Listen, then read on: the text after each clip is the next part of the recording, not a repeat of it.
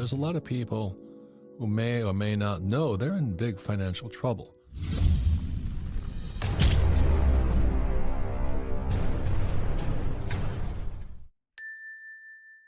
There's a lot of people who may or may not know they're in big financial trouble.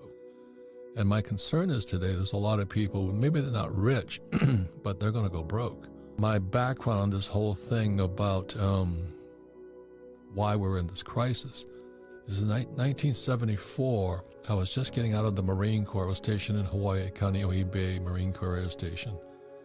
And I was looking for a job. And so I went and I got a job with the Xerox Corporation, not because I love Xerox machines, but I had to learn how to sell. And that was the main reason. So I interviewed with two companies, IBM and Xerox. And I took Xerox. At the same time, there was this new thing called ERISA, which I really wasn't paying much attention to, but because I was interviewing with people, I kept hearing things called ERISA. And ERISA stands for Employee Retirement Income Security Act. And every time they say the governments tell you they're going to secure your retirement, you know it's toast. I mean, I don't trust my government as far as I can throw it, and you can't throw it anywhere. So ERISA then led to this thing called the 401k.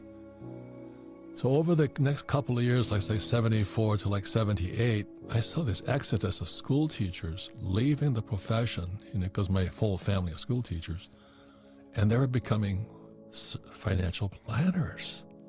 It sounded good, like they're experts and all this. And all I was saying to my sick and not so politically correct dark side, this is the poor leading the foolish, And I said, we're going to have a disaster coming. So you have these guys who know nothing about money, school teachers or all these other people who are just quitting their jobs to have a profession called financial planner. And then they were advising people who knew nothing about money about their financial future. I said, man, there's going to be a train wreck in the future. Well, this is the show. The SOS is here.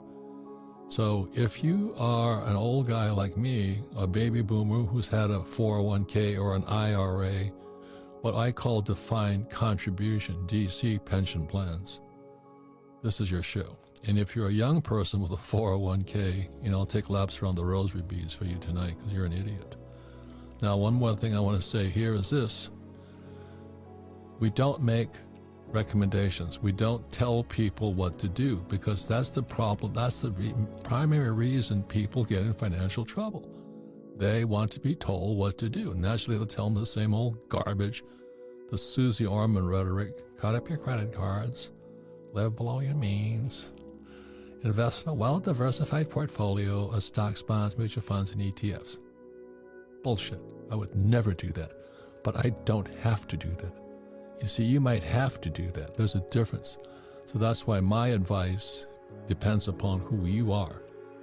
Or what I do depends upon who you are. Most people, not to be tooting my own horn, but most people can't do what I do. But I practiced for all these years, since I was a kid.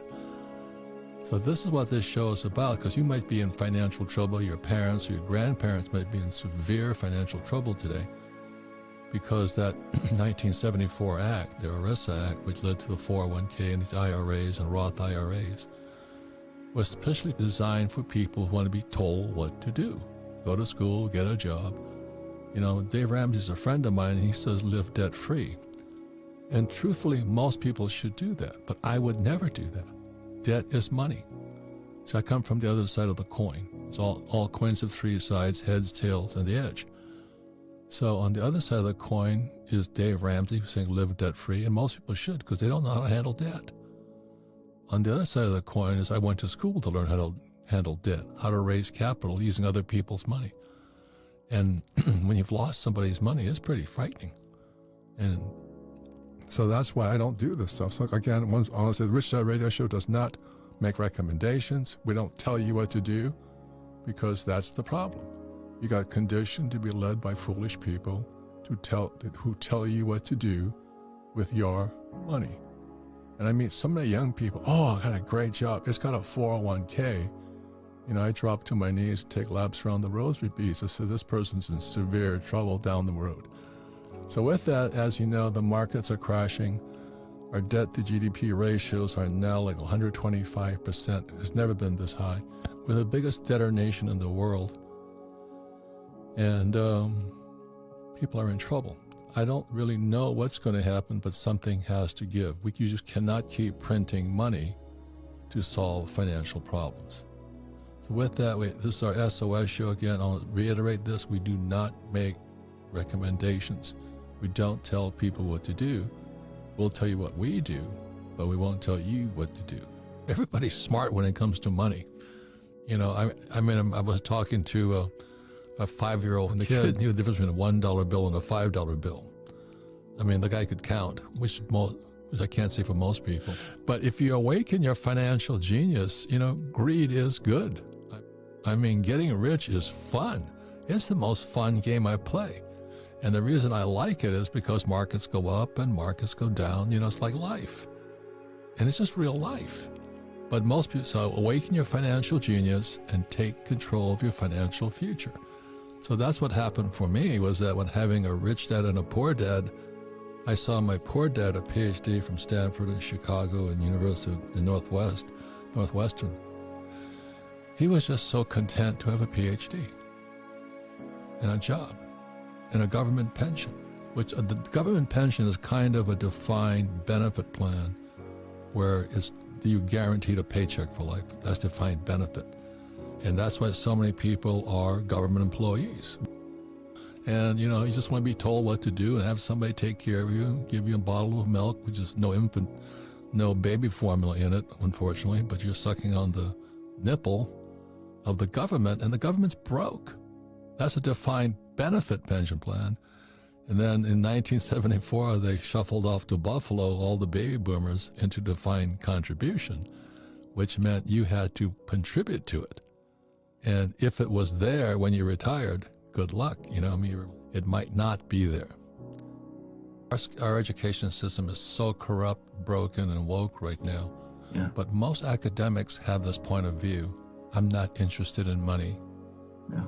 You know, there's a self-righteous, stupid, underlying attitude, because I grew up with them. I'm not interested in money. I'm just going to do a good job for the kids because my whole life is dedicated to the kids. Well, why don't you educate them about money? Well, because I'm not interested in money.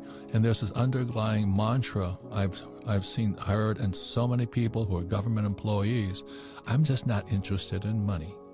It's the biggest bunch of crap I've ever heard, because they're the first guys that fight when you take their paycheck away.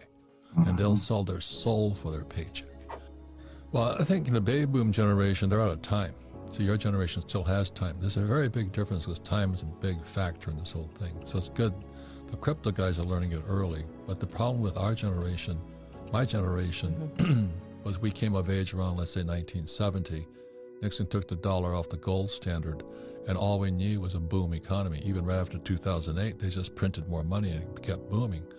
But that's why I said our debt to GDP is now 125%. Debt to GDP, that means for every dollar we bring in, we're spending, we can't cover it. Our tax dollars can't cover it. So they keep borrowing more money. Not really borrowing more money, but kind of propping the market up. Yeah. And now we're at the end of the line.